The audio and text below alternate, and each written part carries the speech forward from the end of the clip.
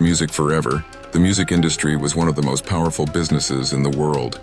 A small group of companies decided who became famous. They controlled how music was recorded, sold, and heard. They controlled money, distribution, and careers.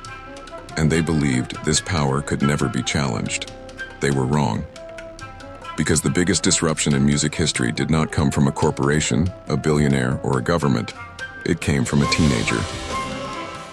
In the late 1990s, music was expensive. If you wanted a song, you could not buy just that song. You had to buy the entire album. A CD often cost between $15 and $20. Most albums only had one or two songs people actually wanted. But consumers had no choice. This system made record labels extremely rich. Major labels controlled recording studios, marketing, radio play, physical distribution, retail stores. Artists often received only a small share of the profits. The system was unfair, but it was stable, and stability made the industry arrogant. At the same time, something else was growing: the internet. In the late 1990s, home computers became common. Internet connections spread. MP3 files appeared. MP3s were small digital music files that could be copied easily without losing much quality. This was revolutionary. Music was no longer tied to physical objects. It could move freely. But the music industry did not take this seriously. They believed internet users were too small in number. Digital music would never replace CDs. Piracy was a minor problem. In 1998, an 18-year-old college student named Sean Fanning was studying computer science. Fanning loved music. He also loved the internet. Like many young people at the time, he used online chat rooms and message boards. In those spaces, people constantly complained about how hard it was to find music online. You could find song titles. You could find broken links. But finding actual MP3 files was slow and frustrating. Fanning saw a problem. And unlike the music industry, he took it seriously. Fanning's idea was simple. What if every user shared the music files on their computer? A central system helped users find those files. Downloads happened directly between users. No central music server. No expensive storage. No control by companies. Just people sharing with people. This idea became Napster. At the time, it sounded almost too simple. And that simplicity made it dangerous. Sean Fanning worked with a small group of friends, including Sean Parker. They were not thinking about laws, profits, or consequences. They were thinking about convenience. Napster allowed users to search for songs by name or artist, see who had the file, download directly from another user. Suddenly, any song was only minutes away, for free. Napster launched in 1999. Within months, everything changed. Napster did not grow slowly. It exploded. College students loved it. Teenagers loved it. Music fans loved it. By 2000, millions of users were online. University networks were overloaded. Entire music libraries were being copied. Napster became one of the fastest-growing platforms in internet history. The music industry watched in disbelief. They had never seen anything like it. Napster was not a pirate website in the traditional sense. It did not host music files itself. It only helped users find each other. This created confusion. Who was responsible? The user? The software? The creators? This legal gray area became the center of the storm. But while lawyers debated, users downloaded. And they downloaded everything. Artists were divided. Some hated Napster. Metallica famously sued Napster, arguing that it destroyed their income and violated their rights. Others quietly supported it. Smaller artists gained exposure. Unknown bands found new audiences. For the first time, music spread without permission. That terrified the industry. Record labels reacted the only way they knew how. They sued. They accused Napster of copyright infringement, enabling theft, destroying music value. They believed the courts would shut it down quickly. After all, they had power, money, and influence. What they did not have was understanding. They did not understand the internet, and they did not understand that Napster had already changed behavior forever. Napster was more than software. It was a symbol. It represented freedom from corporate control, access without permission, a new way of thinking about ownership. People no longer asked, "Can I get this song?" They asked, "Why can't I?" That question could not be undone. Sean Fanning was suddenly famous. A teenager who had never planned to fight an industry now stood at the center of a global war. He did not look like a villain. He was quiet, shy, unassuming, but the damage was already done. Napster had cracked open a system that relied on scarcity, and once scarcity disappears, power follows. Even if Napster disappeared tomorrow, the idea would survive. Music could be copied. Music could be shared. Music could be free. The industry could not put that knowledge back in the box, and they were about to learn that stopping one teenager would not stop the future. When Napster exploded across the internet, the music industry did not see innovation. They saw an attack. To them, this was not a new technology. It was not a cultural shift. It was not the future. It was theft on a massive scale, and they were determined to destroy it. At the center of this storm was a quiet teenager named Sean Fanning, who had accidentally started the biggest war the music business had ever faced. At first, record labels did not fully understand what Napster was. Executives heard reports that millions of people were downloading music for free, but the details sounded technical and confusing. Some believed it was exaggerated. Some believed it was temporary. Some believed it could be ignored. But then sales numbers began to change. CD sales stopped growing. College students stopped buying albums. Entire generations discovered that music no longer had to be paid for up front.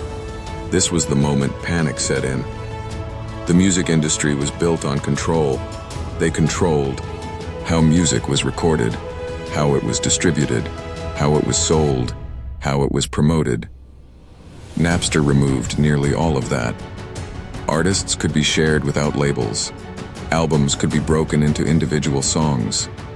Music could spread without permission. Worst of all, the industry had no technical way to stop it. They could not shut down the internet. They could not block peer-to-peer sharing easily. They could not force millions of users to stop. So they chose the only weapon they trusted: the courts. In 2000, the band Metallica filed a lawsuit against Napster. This was a turning point. Metallica was not just any band. They were massive. They were wealthy. They were influential. Their argument was simple. Napster was enabling mass copyright theft and hurting artists. They submitted a list of hundreds of thousands of Napster users who had shared Metallica songs. Napster responded by banning those users. But the damage was done. The lawsuit made the conflict public, and it divided the music world. Not all musicians agreed with Metallica. Some artists argued that Napster helped them. More exposure, bigger audiences, free promotion. Smaller bands loved Napster. They were finally being heard. But major artists and labels saw something else. They saw control slipping away. And for them, control mattered more than adaptation. The main legal question was simple but powerful. Was Napster responsible for what its users did? Napster argued, it did not host music files. It only connected users. Users shared files on their own. The music industry argued, Napster knowingly enabled piracy. Napster built its system around copyrighted content. Napster profited from infringement. This legal battle would define the future of the internet. Not just music, everything. In 2000 and 2001, courts began issuing rulings against Napster. Judges were not sympathetic to the company's arguments. They ruled that Napster knew copyrighted music was being shared. Napster failed to stop it effectively. Napster could be held responsible. The courts ordered Napster to block copyrighted material. This sounded reasonable on paper. In reality, it was impossible. Napster was built to share files. That was its entire purpose. Blocking copyrighted content meant identifying millions of files, constantly updating filters, fighting users who renamed files. Every attempt to block music was bypassed within hours. The system was too open. The genie was out of the bottle. As lawsuits piled up, Napster bled money. Legal fees skyrocketed. Investors grew nervous. Servers struggled under massive traffic. At the same time, public opinion shifted. Some began to see Napster as reckless. Others saw it as a victim of corporate greed. But no one doubted its impact. Napster had changed behavior permanently. Sean Fanning was suddenly everywhere. News interviews, magazine covers, court documents. He was still a teenager. He did not look like a criminal mastermind. He looked overwhelmed. Fanning insisted he never intended to destroy the music industry.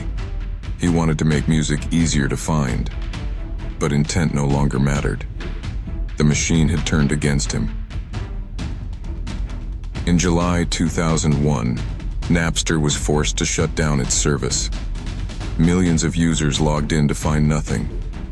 The system that had connected the world to free music went silent.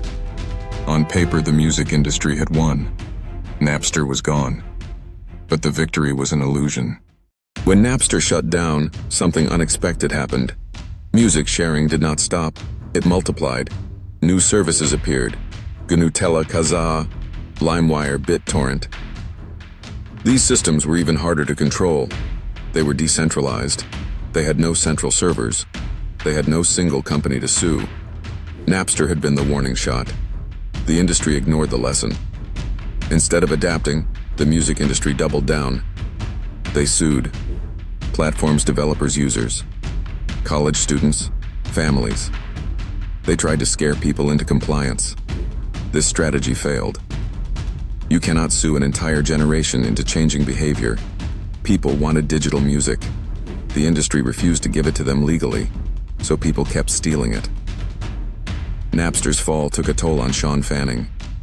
He faced enormous legal pressure, public criticism, financial uncertainty. Napster declared bankruptcy. The company that shook the world disappeared. Fanning was no longer a hero or a villain. He was just someone who had been too early. By the time Napster died, the war was already over. The industry just didn't know it yet. Consumers expected instant access, individual songs. Digital ownership CDs felt outdated. Record stores began closing. Napster didn't kill the music industry. It exposed how fragile it already was. Napster taught people something dangerous. Music was not rare. Once people learned that, there was no going back. The industry could shut down services. They could pass laws. They could threaten lawsuits. But they could not erase knowledge. While Napster fell, something else was happening quietly. Technology companies were watching. They saw demand for digital music, willingness to pay if done right, a broken industry desperate for solutions. The next phase would not be about stealing music. It would be about selling it differently, and it would change everything again. When Napster shut down in 2001, many people believed the story was over. The courts had ruled. The servers were silent. The teenager who started it all had disappeared from the headlines. To the music industry, it felt like victory. But in reality, this was not the end of the story. It was the beginning of a completely new world. After Napster's shutdown, record labels celebrated. They believed they had defended copyright, protected artists, saved their business. They had proven that technology companies could be crushed if they crossed the line. But something was deeply wrong with this thinking. Napster was gone, but the behavior it created was not. Millions of people had already learned something powerful. Music could be digital. Music could be instant. Music could be shared. That knowledge could not be taken back. Almost immediately after Napster shut down, new file-sharing networks took its place. These systems were different. They had no central servers, no single company in control, no clear target for lawsuits. Programs like Kazaa, LimeWire, and later BitTorrent spread even faster than Napster. They were harder to shut down, harder to regulate, harder to understand. The music industry had cut off the head of the snake, but the snake multiplied. Frustrated and angry, record labels made one of the most damaging decisions in their history. They sued their own customers, college students, teenagers, parents, ordinary people. Some lawsuits demanded thousands of dollars for a handful of songs. The message was clear. If you download music, we will ruin you. This strategy failed badly. Instead of restoring respect, it created hatred. The industry no longer looked like a protector of artists. It looked like a bully. Musicians were divided and confused. Some artists blamed piracy for falling income. Others blamed record labels for outdated contracts. Many realized a hard truth. They had never truly controlled their music. Napster did not take power from artists. It exposed that the power had never been theirs. As piracy continued, a new question slowly formed. What if people would pay for music? If it was easy? This idea had been ignored before. The industry believed people only paid because they had no choice. Napster proved something else. People didn't hate paying. They hated inconvenience. They hated being forced to buy entire albums. They hated waiting. They hated restrictions. This insight would change everything. While record labels were fighting the past, technology companies were planning the future. They watched Napster closely. They learned what users wanted, what failed, what could work. One company, in particular, understood the moment perfectly: Apple. In 2003, Apple launched the iTunes Store. The idea was simple: buy individual songs, pay a small price, download instantly. No lawsuits, no fear, no complexity. For the first time, the music industry offered a legal product that felt better than piracy. And it worked.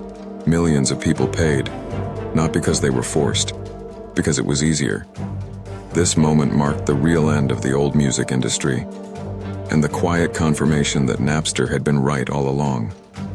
But the transformation did not stop with downloads. As internet speeds improved, another shift occurred. Streaming. People no longer wanted to own files. They wanted access. They wanted any song, anytime, anywhere. Services like Spotify and Apple Music built their entire model on this idea. And this idea traced directly back to Napster. Napster taught the world that music could live everywhere at once. Streaming simply made it legal. Years after Napster's death, record labels finally accepted reality. They restructured contracts. They partnered with tech companies. They embraced streaming. The industry survived, but in a smaller, less powerful form. Control was gone forever. Consumers now decided what mattered. After Napster, Sean Fanning disappeared from public view for a while. He was no longer the symbol of rebellion. He was no longer the enemy. He was just a developer again. Later, he returned quietly to the tech world. He worked on new projects. He avoided the spotlight. Unlike many tech founders, he never became a billionaire. But his influence was far greater than money. Years later, something strange happened. Napster returned. Not as a rebel platform, but as a legal music service. The name that once terrified the industry became a brand. This irony perfectly captured the story. Napster lost the battle, but it won the argument. Napster forced society to rethink ownership. Was copying a file the same as stealing a physical object? People didn't feel like criminals. They felt like participants in a new system. That emotional gap mattered. Law can punish behavior, but it cannot change how people feel. Napster changed how people felt about music forever. Sean Fanning did not destroy the music industry. He arrived too early with an idea the world was not ready to accept legally. Others came later, refined the model, and made billions. He lit the match. Others built the fire. Napster's real legacy is not piracy. It is pressure. Pressure that forced innovation, fairer pricing, better access, Global distribution. Without Napster, the industry might have delayed change for decades. Napster accelerated the future. This story has repeated across industries: movies, television, books, software. Every time, the pattern is the same. A new technology appears. An industry resists. Users adopt it anyway. The industry adapts or collapses. Napster was simply the first major digital shock. Did the music industry win? It survived, but it lost control. Did artists win? Some did. Some didn't. Did consumers win? Yes. Access, choice, and convenience increased beyond anything imagined in the 1990s. And did the teenager win? In history, yes. Napster proved one uncomfortable truth. You cannot stop technology by pretending it is illegal. You can only decide how to live with it. A teenager with a simple idea forced one of the world's most powerful industries to change forever. Not through violence, not through money, but through code. The teen who stole the music industry didn't steal anything. He exposed a broken system. And once exposed, that system could never return to what it was. That is why Napster matters. That is why this story still matters. And that is why one teenager changed music forever.